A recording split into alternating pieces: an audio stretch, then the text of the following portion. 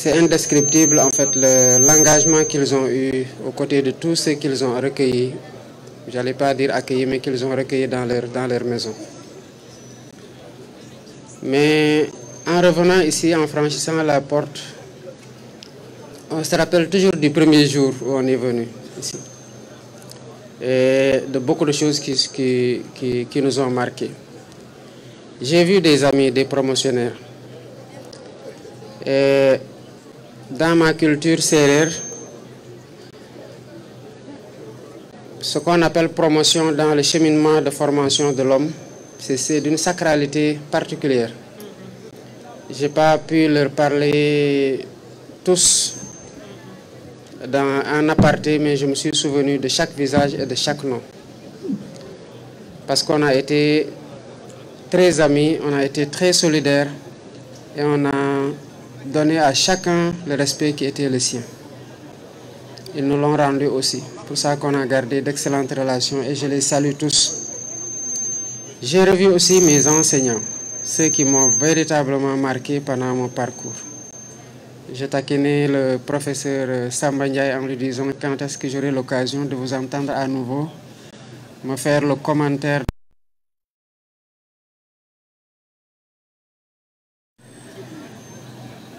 Pas seulement connaître, pas seulement comprendre, mais aller au-delà. Et quand on est sorti, je me rappelle de ce cours-là, on a dit mais est-ce que Senghor voulait dire tout ça aussi? Et c'est en ce moment que j'ai compris véritablement que la poésie c'était de l'art. J'en ai vu d'autres aussi, je pense que le professeur Abdoulaye Sène, je l'ai cité. Et tous ceux que je n'ai pas cités, en fait, quand je cite un, c'est pour le donner en exemple, parce que je ne peux pas tous citer tous ceux qui m'ont enseigné durant mon parcours. Mais à chacun d'entre eux, je voudrais particulièrement rendre hommage. Et à travers eux, parce que je pense qu'ils sont tous partis à la retraite maintenant, mais à travers eux, je rends hommage à tous les enseignants clés en main qui continuent à donner au Sénégal les ressources humaines qui font sa respectabilité au plus haut niveau à l'échelle mondiale. Le Sénégal est particulièrement respecté. Et partout où vous allez, vous trouvez des Sénégalais à des stations. Quand on vous dit les conditions dans lesquelles ces enseignants-là ont accompli leur sacerdoce, vous comprenez qu'il y a de quoi soutenir les enseignants, il y a de quoi être à leur côté, il y a de quoi leur donner cette reconnaissance-là. C'est eux qui forment les piliers, les ouvriers qu'on ne voit pas. Et je pense qu'ils ont des raisons d'être fiers, non pas pour le président de la République qu'ils ont formé et à l'ascension duquel ils ont assisté, mais pour tous ces fonctionnaires qu'ils ne voient plus, ou tous ces employés cadres du privé qu'ils ne voient plus, mais qui permettent à cet État de tenir dans des conditions extrêmement difficiles. Ce retour aux sources est un exemple que nous offrons à tous ceux qui sont venus dans une école, ont étudié dans cette école, de la maternelle à l'université, et qui doivent se give back là, qui doivent non pas se souvenir en se disant « Monsieur Dou était » ou « tel camarade était », mais se souvenir que cette école-là a fait d'eux ce qu'ils sont, et ce qui doit générer à leur niveau un devoir de restitution d'une partie de ce que l'école leur a donné. S'ils ne peuvent pas venir partager leurs connaissances à travers des panels, des conférences et autres, ils ont au minimum une contribution financière à faire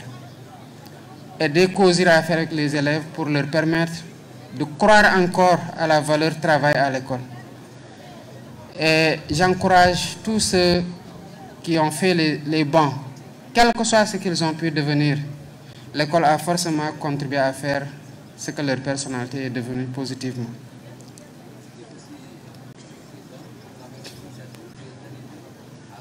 Un environnement sain, un esprit sain dans un environnement d'apprentissage sain également.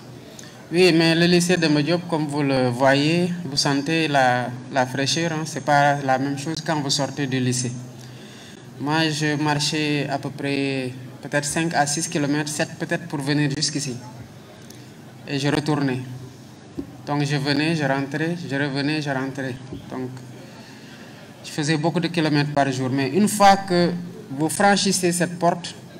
vous sentez un microclimat. C'est vrai que la mer n'est pas éloignée, mais c'est parce qu'il y a des arbres partout comme vous le remarquez. C'est ce dont nos villes souffrent aujourd'hui. C'est le déficit de durabilité. Quand vous survolez notre capitale et même certaines autres villes, et que vous allez dans d'autres pays que vous survolez, ce qui vous marque, c'est l'absence de verdure ici. Mais ces arbres-là ont été préservés, ont été plantés par des gens qui les ont vus grandir. Et chacun doit, à son niveau, se donner cette responsabilité de dire, en partant au moins, que je laisse un arbre qui me survivra et qui fera du bien-être à ma descendance. Pas direct, mais ceux dont vous partagez le sang, les jeunes qui sont sénégalais, qui peuvent, au détour d'une fatigue parce qu'ils servaient la nation, parce qu'ils étaient en train de vaquer à leurs occupations, vont s'asseoir au pied de cet arbre pour récupérer, pour profiter de cette fraîcheur-là. Et ça peut aller au-delà parce que vous savez, les contributions de l'arbre à la régulation de ce qu'il y a sur Terre, notamment avec les échanges de CO2 et d'O2 entre... Je laisserai au professeur de SVT faire les cours, mais il est important que les Sénégalais comprennent que c'est à nous de reverdir le Sénégal et nous devons nous y atteler. Et c'est à nous de rendre cet environnement-là propre, particulièrement l'environnement de l'école, mais aussi l'environnement de l'habitat dans lequel nous évoluons. Il faut toujours nettoyer. Ne pas salir dans la mesure du possible, mais toujours nettoyer. Et surtout le faire en communauté pour que ce soit un réflexe social de condamner ceux qui salissent par une réprobation pédagogique et de les inviter à le faire moins et d'encourager ceux qui rendent propre, qui nettoient et de les encourager aussi pour les donner un exemple à d'autres à continuer à faire ce geste qui est extrêmement important. Excellence, xam nañ ni dellu si fii ci lycée Demba Diop am na lu bëri lum lay fàttali bu weesoo retrouvailles yooyu ak souvenirs yooyu ban jàngat ban message nga bëgg a livrer képp koo xam ni am na wareef bu dox digganteem ak école bi nga xam ni jàngee na fa. li may njëkk a fàttali mooy bi ma gis sama jabar yu ñaaw yooyu ma nekkoon seen kër sama kër tante di fa jànge mu fàttali ma ne ñu bari ñu jàng tey ba doon dara tooguñu seen kër jàng ba seen jàng jeex ñu ci bari am na fu ñu jaar ku leen yoroon ku doon xañ sax souvent seen njaboot pour jox leen. Donc nañu tout le temps fàttaliku ci kër yooyu ñu jaar ak lu fa mën di xew nit fu mu nekk dina am lu la metti ak lu la neex mais ñuy jàpp toujours lu la fa neex ak sacrifice yu ñooñu def pour téye la fa même bu dee benn famille. Parce que valeur de solidarité boobu dafa bokk ci lu structurer la société sénégalaise ñu koy fàttaliku bu baax c'est important.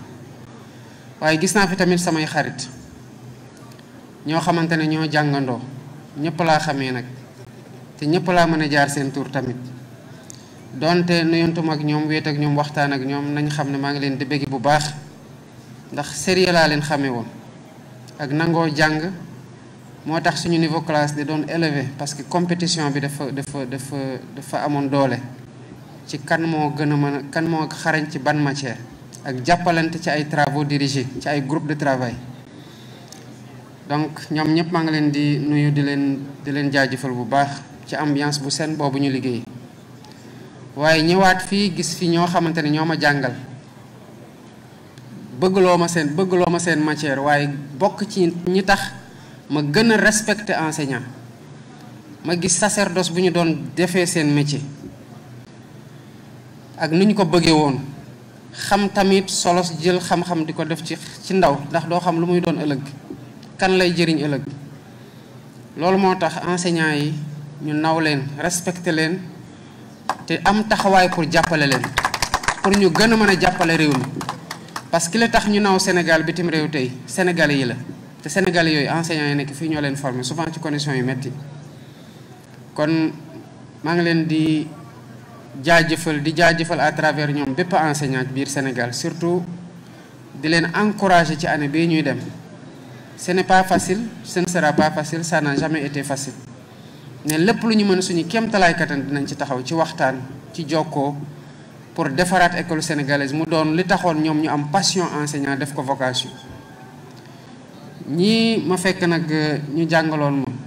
c'est vrai que c'était en 97 2000 ñu ngi 2024 donc bientôt 30 ans di leen ñaanal yàlla gën leen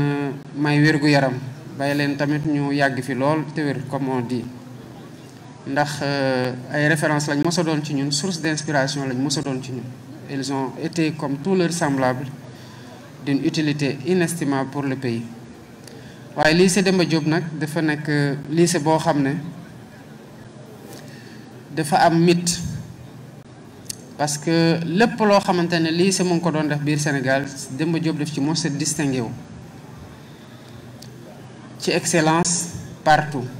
ci enseignement yi waaye ci yeneen compétition yi mu amoon fi un état d'esprit nag très sain et ça a formé des leaders j'allais même dire des révolutionnaires. Donc fii symbole la ci retour aux sources ñi nga xamante ne jaar nañu ci ay école yooyu am lu ñu def ci ñoom ñu am lu ñu doon tey nañu fàttaliku ci que ñoom am na lu leen war ci école boobu même bu dee dem benn journée bokk ci setal delloowaat njukkal la école bi nga xamante ne jox na la opportunité jël ci yow def ci yow loo xam ne kenn mënu ko xayma muy xam-xam war la jëriñ toute ta vie nga transmettre ko sa njaboot mu jëriñ leen. waaye bu ngeen xoolee lycée bi boo fi duggee